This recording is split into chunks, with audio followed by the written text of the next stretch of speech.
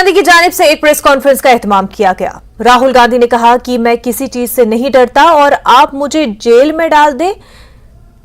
राहुल गांधी ने कहा कि मैं हिंदुस्तान के लिए लड़ता रहूंगा। उनका कहना था कि मेरी तकरीर पार्लियामेंट से हटा दी गई, लेकिन मैं सवाल पूछना कभी बंद नहीं करूंगा। मुझे कोई डर नहीं लगता इन लोगों से, और अगर ये सोचें कि मुझे डिस्क्वालीफाई करके, धमका के, जेल में डाल के मुझे बंद कर सकते, नहीं, मेरी वो हिस्ट्री नहीं है। मैं हिंदुस्तान के लोकतंत्र के लिए लड़ रहा हूं और मैं हिंदुस्तान के लोकतंत्र के लिए लड़ता रहूंगा। किसी चीज से नहीं डरता हूं, यह सच्चाई है। राहुल गांधी भारत जोड़ो यात्रा में 4.5 महीने जनता के बीच में रहेंगे और वो मेरा काम है, वो मैं करता जाऊंगा। जम्मू कश्मीर में रेलवे के मंसूबों पर वजीर रेल अश्विनी वैष्णव ने प्रेस कॉन्फ्रेंस की। उन्होंने बुनियादी तौर पर उधमपुर श्रीनगर बारामूला रेल लिंक पर अपनी बात रखी। मरकजी वजीर ने बताया कि जम्मू कश्मीर के तमाम मंसूबों को पीएम मोदी तरजीही बुनियादों पर फंड मुहैया करा रहे हैं और इस साल 6,000 करोड़ रुपए का फंड मिला है। अब कुपवाड़ा से रेलवे लिंक की तोसी का मंसूबा भी जेर गौर है। अश्विनी वैष्णव का कहना था कि रेलवे जम्मू कश्मीर में अपने प्रोजेक्ट्स को ड्रीम प्रोजेक्ट समझता है। उन्होंने इस दौरान इंजीनियरिंग के शाहकार बनाए जाने के अमूर पर भी तफसीलात दी। इस दौरान वजीर रेल ने ट्रेन में बडगाम स्टेशन से बारामूला तक सफर किया और इस मौके पर रेलवे के अफसरान उनके हमरा मौजूद थे। उन्होंने जमीनी सूरत-ए-हाल जानने के लिए यह सर्वे किया। मैं आपको 2 बड़ी बातें बताना चाहूंगा। प्रोजेक्ट अपना उधमपुर श्रीनगर बारामूला बहुत अच्छी प्रोग्रेस पे चल रहा है। चिनाब और अंजी ब्रिजेस, बड़ी बड़ी टनल्स, सब की सब बहुत अच्छी प्रोग्रेस पे चल रहे हैं। ईश्वर की दुआ रहेगी, कृपा रहेगी। इस साल दिसंबर तक या अगले साल जनवरी फरवरी में इस रूट पे गाड़ी दौड़ेगी। और जम्मू कश्मीर के लिए एक विशेष डिजाइन की वंदे भारत डिजाइन हो रही है, बन रही है, क्योंकि यहाँ पे जो टेम्परेचर रहता है, जो बर्फ रहता है, स्नो रहता है, उस सब को ध्यान में रखते हुए एक स्पेशल डिजाइन की वंदे भारत की मैन्युफैक्चरिंग चल रही है।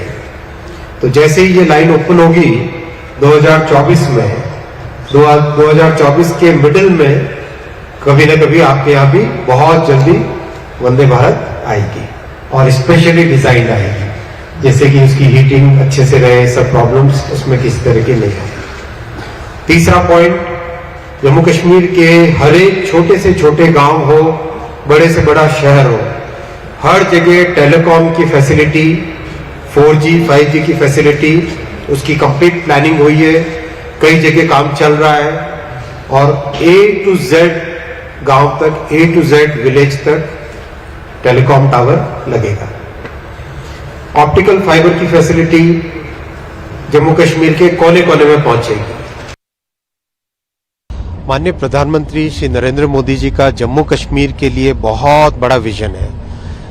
पीएम साहब का कहना है कि इस प्रोजेक्ट को, पहले जो अपना उधमपुर से श्रीनगर से बारामूला, इस प्रोजेक्ट को स्टेबलाइज करना है, कंप्लीट करना है। तो जो बहुत ही कॉम्प्लेक्स एरिया था उधमपुर से लेके श्रीनगर तक का, जिसमें बड़े बड़े ब्रिजेस हैं, बड़ी टनल्स हैं, उनको कंप्लीट करना, और साथ ही साथ जो वैली के अंदर जो लाइन है, जिस लाइन पे अभी हम जा रहे हैं श्रीनगर से बारामूला, इसकी डबलिंग की प्लानिंग अभी से करनी है।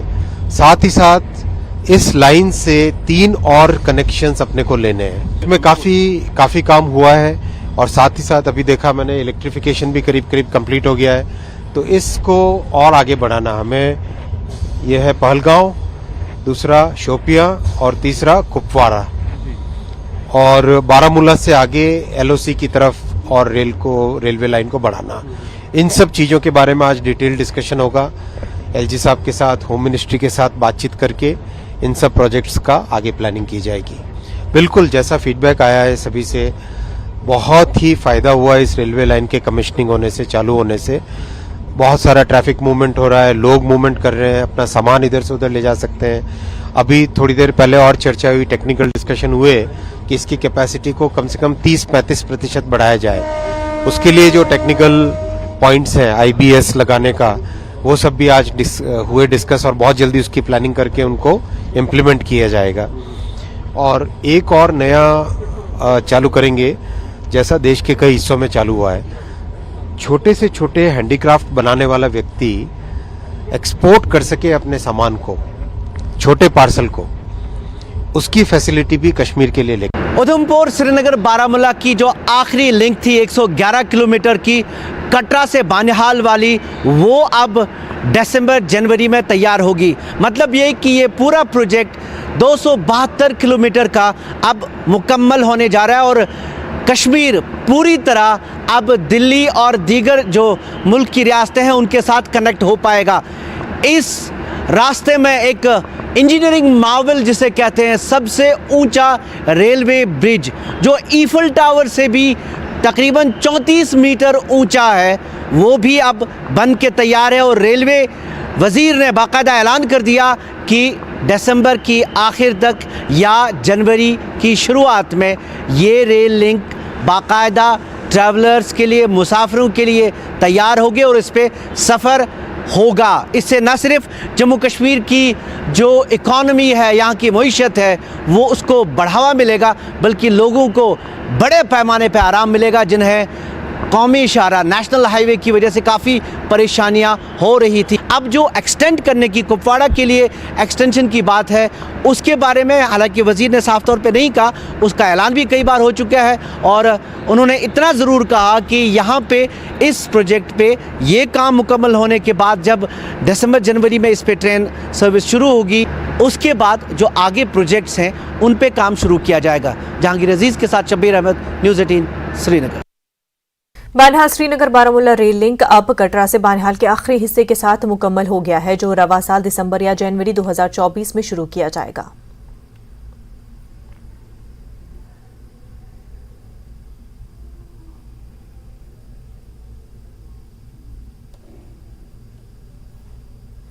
मरकजी वजीर रेलवे अश्विनी वैष्णव ने बडगाम रेलवे स्टेशन से बारामूला रेलवे स्टेशन तक रेलवे ट्रैक का मुआयना किया। इस मरहले में उन्होंने शुमाली रेलवे के तरक्याती कामों का जायजा लिया। बडगाम और बारामूला फेज में कई हॉल्ट स्टेशन बनाए गए हैं। उन्होंने लोगों की तजावीज़ का भी जायजा लिया, क्योंकि लोग रेलवे को कश्मीर के दीगर अजला तक तौसी देने का मुतालबा कर रहे हैं। ट्रैक के अलावा उन्होंने रेलवे स्टेशनों पर एक स्टेशन, एक प्रोडक्ट के स्टोर्स का भी दौरा किया।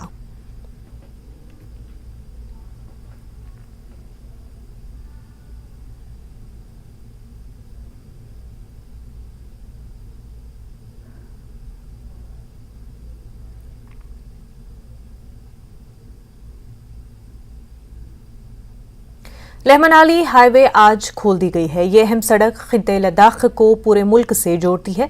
इस मौके पर गोल्डन हैंडशेक रस्मी तकरीब का एहतमाम किया गया था। प्रोजेक्ट हेमांक के चीफ इंजीनियर ब्रिगेडियर गौरव कार्की इस मौके पर मौजूद थे। प्रोजेक्ट दीपक के चीफ इंजीनियर कर्नल विशाल ने रिबन काटने की रस्म अंजाम देकर हाईवे को खोलने का ऐलान किया। रिकॉर्ड मुद्दत में इस सड़क से बीआरओ ने बर्फ हटाने का काम अंजाम दिया। फरवरी में बर्फ की सफाई का काम शुरू किया गया था। ऑफिसर इंचार्ज अभिषेक चौधरी ने इस हवाले से न्यूज़ 18 से बात की। सचू के नंबरदार ने लेह मनाली सड़क के इफ्तिताह पर इजहार तशक्कुर किया और इलाके में फोन सर्विसेज दस्तयाब कराने की गुजारिश की। नमस्कार, न्यूज़ 18 लद्दाख में आप सभी का एक बार फिर से स्वागत करते हैं। इस वक्त हम खड़े हैं सरचू में, जहां पर आज एक गोल्डन हैंडशेक सेरेमनी द्वारा जो ले और मनाली का रोड था वो खुला गया। और आपको बता दूं, ये जो रोड खुला गया था वो बीआरओ द्वारा एग्जीक्यूट किया गया था, जिसमें जो थे मनाली साइड से कर रहे थे प्रोजेक्ट दीपक और लद्दाख साइड से कर रहे थे हिमांग प्रोजेक्ट। तो इसी बारे में हमारे साथ बात करने के लिए जुड़े हैं ओएसी, जो स्लो क्लियरेंस ये लद्दाख साइड से कर रहे थे। सर बहुत बहुत शुक्रिया। तो इस जो आज रोड खुला गया था उसके बारे में थोड़ा बताएंगे आप? इस रोड खोलने के लिए हमने तैयारी जनवरी से स्टार्ट करी थी और 17 फेब से हमने ग्राउंड पे स्नो क्लियरेंस स्टार्ट कर दिया था। स्नो क्लियरेंस का पूरा डिस्टेंस 202 किलोमीटर का था, जो कि हमारा उपशी से लेके और सरचू तक होता है। इसके बीच में हमें 3 पासेस कवर करने होते हैं। एक होता है तंगलांगला पास जो कि 17,586 फीट का है। उसके बाद 2 छोटे पास आते हैं जो कि एक तंगलांगला पास है जो कि 15,500 फीट है और एक नकीला पास है जो कि 15,000 फीट है। इन 3 पासेस में एक हेवी स्नोफॉल होता है जिसकी वजह से इनको क्रॉस करना मुश्किल होता है। तो इसके लिए टोटल हमारा 5 मशीन लगा हुआ था और पूरा स्नो क्लियरेंस टीम लगा हुआ था BRO हिमांग प्रोजेक्ट का, ठीक है ना। तो इसको करते हुए हमने 17 फरवरी से स्टार्ट करके आज हम फाइनली यहाँ पहुँचे हैं, जबकि अब हमारा रूट सरचू से लेके मनाली और सरचू से लेके उपशी दोनों तरफ से कनेक्ट हो गया है। तो सुनने में ये भी आया कि आपका जो एक स्नो कटर का गाड़ी था वो भी गिर गया, मगर कैजुअलिटी की कुछ क्या है? हाँ, 17 तारीख को हमने स्टार्ट किया था। उसके बाद हमारा क्योंकि एक एवलांच आने की वजह से एक स्नो कटर गिर गया था और उसको हम स्नो कटर को तो नहीं बचा पाए, बट उसमें कोई कैजुअलिटी नहीं हुआ है। 4 बंदे थे, एक डोजर ऑपरेटर भी फंस गया था, बट भगवान की कृपा से सारे सुरक्षित वहाँ से निकल आए। और क्योंकि मोटिवेशन अच्छा था, हमारे BRO से भी हमें बहुत मोटिवेशन मिला, सपोर्ट मिला, तो हमने दोबारा से अपना वर्क अगले दिन से स्टार्ट किया और स्नो क्लियरेंस आज टाइमली हो पाया। तो पिछले साल से एक दिन आगे आपने खोला है, उसके बारे में क्या कहेंगे? पिछले साल खोला था आपने, शायद कौन से डेट को खोला था? अच्छा, लास्ट ईयर ये 26 मार्च को खुला था। इस बार एक दिन पहले हम 25 मार्च को खोल पाए हैं। ये मैं बोलूँगा BRO कर्मयोगियों का ही मेहनत है और हमारे सारे BRO के अफसर्स का हार्डवर्क है और उनका मोटिवेशन है कि सभी लोगों ने मेहनत किया है। और मैं बोलूँगा हमारे वर्कशॉप टीम जो कि हमारे साथ थी, हमारा इक्विपमेंट रिपेयर कर रही थी, उनका योगदान रहा है इसमें खोलने में। एट द एंड मैं भगवान को शुक्रिया करूंगा कि उन्होंने हमारा साथ दिया। तो लास्टली सर, जैसे कि ये अभी सिविलियन के लिए गो थ्रू कब से स्टार्ट होगा, किस तरह से होगा सर? ये तो ले एडमिनिस्ट्रेशन के ऊपर है, वो कब इसको चालू करते हैं। फ़ौज के लिए ये रूट ओपन हो गया है फ़िलहाल के लिए, क्योंकि फ़ौज की गाड़ियाँ 4x4 होती हैं तो उसका स्नो में फंसने का चांस कम हो जाता है। अब सिविलियन ट्रैफिक में गाड़ियाँ एक एक कर आती हैं तो कई बार फंसने का चांस हो जाता है। तो अभी वो मे भी ले एडमिनिस्ट्रेशन देखते हैं कितने दिन बाद, या तो वो एक बार अपना ट्रायल रन कराएगा गाड़ियों का या किसी को भेजेगा। तो हम उसके बारे में कुछ नहीं कह सकते, बट हम उम्मीद करते हैं कि जल्दी खुल जाएगा। तो लास्टली सर एक क्वेश्चन पूछना चाहूँगा, जब आप ये स्नो क्लियरेंस कर रहे थे तो किस तरह की ज़्यादातर किस तरह की मैन मशीनरीज, इक्विपमेंट या मैन पावर, किस तरह की दिक्कतें आई? दिक्कतें तो देखो, ऐसा दिक्कतें तो कुछ नहीं थी, बट मैं चैलेंजेस बोलूँगा कि चैलेंजेस में हमारे एवलांच के जोन थे जिसमें से ऊपर से बर्फ गिर रहा था हमारे ऊपर कई जगहों पे, क्योंकि लेह में हम माइनस टेम्परेचर पे वर्क कर रहे थे तो जो पानी बन रहा था वो नीचे बर्फ बन जा रहा था, उस पर भी गाड़ियाँ स्लिप कर रही थी, हमारी जो मशीनरी भी स्लिप कर रही थी। तो बहुत ही ध्यान से, बहुत ही धीरे धीरे हमें अपना स्नो क्लियरेंस करना पड़ा। तो यही थोड़ी सी हमें दिक्कतें आई थी, बाकी तो it was good. Thank you. तो ये थे OIC जो स्नो क्लियरेंस जो लद्दाख साइड से देख रहे थे, और ये थे एक जब हमने बात की सिरचू के गोबा से जो कि नंबरदार थे, उन्होंने कहा कि वो इस बार बहुत खुश है कि रोड जल्दी खुला है, और साथ ही साथ ये भी उन्होंने गुजारिश की लद्दाख एडमिनिस्ट्रेशन, MP लद्दाख से कि यहाँ पर एक फ़ोन का कनेक्टिविटी उन्हें दिया जाए, वो एक बहुत ज़रूरी है। तो ये थी एक ग्राउंड जीरो रिपोर्टिंग सिरचू से। कैमरामैन सोनम रिंगचंद के साथ मैं चिकमत, न्यूज़ 18 लद्दाख के लिए ले से। इस वक्त की बड़ी खबर आपको बता दें, सांबा के इलाके बड़ी ब्रह्मना में पुरस्कार धमाका हुआ है। एक स्क्रैप फैक्ट्री में ये पुरस्कार धमाका हुआ है और इस धमाके में 5 लोग जख्मी हुए हैं, एक शख्स की मौत हो गई है। वहीं जख्मियों को GMC जम्मू मुंतकिल किया जा रहा है। धमाके की वजह अब तक मालूम नहीं हो सकी है। तो आपको इस वक्त की बड़ी खबर सांबा से बता रहे हैं, बड़ी ब्रह्मना में पुरस्कार धमाका हुआ है स्क्रैप फैक्ट्री में, जहां 5 लोग जख्मी हुए हैं और एक शख्स की मौत हुई है। जख्मियों को GMC जम्मू मुंतकिल किया जा रहा है। वहीं धमाके की असल वजह अब तक मालूम नहीं हो सकी है।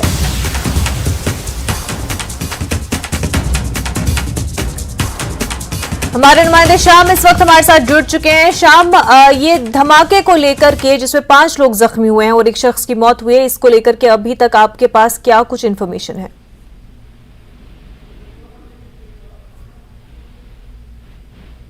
शाम, आप तक आवाज पहुंच पा रही है? शाम से हमारा राब्ता मुनक़ता हो गया, फिर से उनसे राब्ता बनाने की कोशिश करेंगे। आपको बता दें कि स्क्रैप फैक्ट्री में यह धमाका हुआ है जिसमें एक शख्स की मौत हो गई, 5 लोग जख्मी बताए जा रहे हैं जिनको GMC मुंतकिल किया जा रहा है। धमाके की वजह अब तक मालूम नहीं हो सकी है, जांच जारी है। बड़ी ब्रह्मणा का ये पूरा मामला।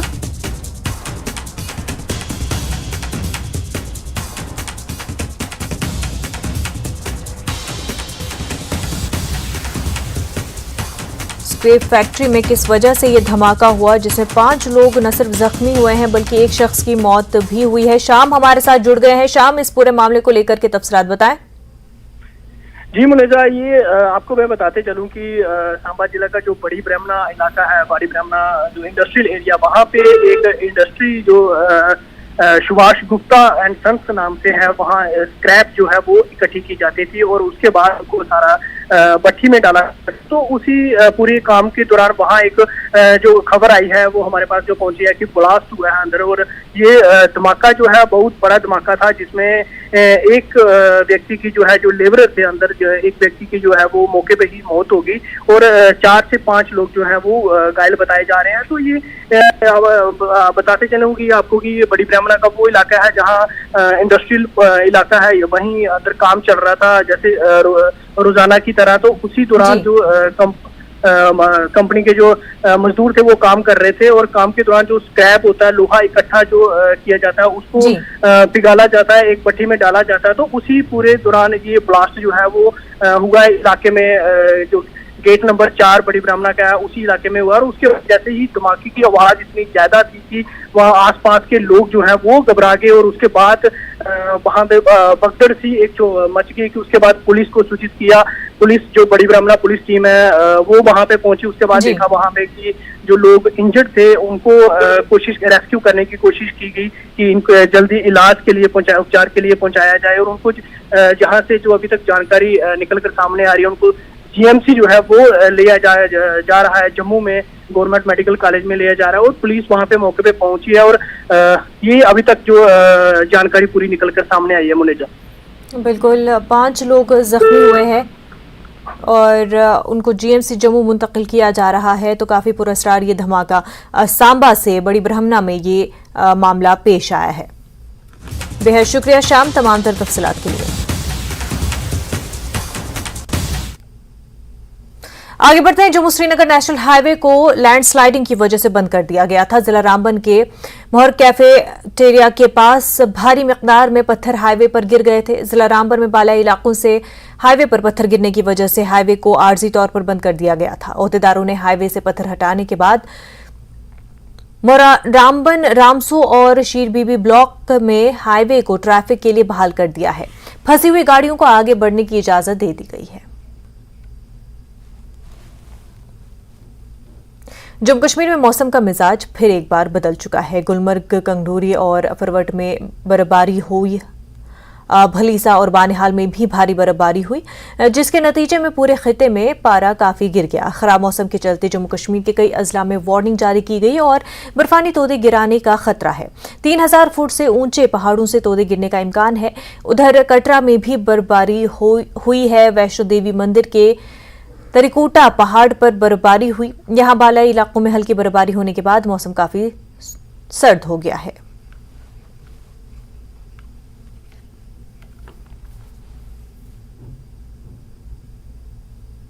न्यूज अपडेट @ 4 में फिलहाल इतना ही। हमें दीजिए इजाजत। आदाब।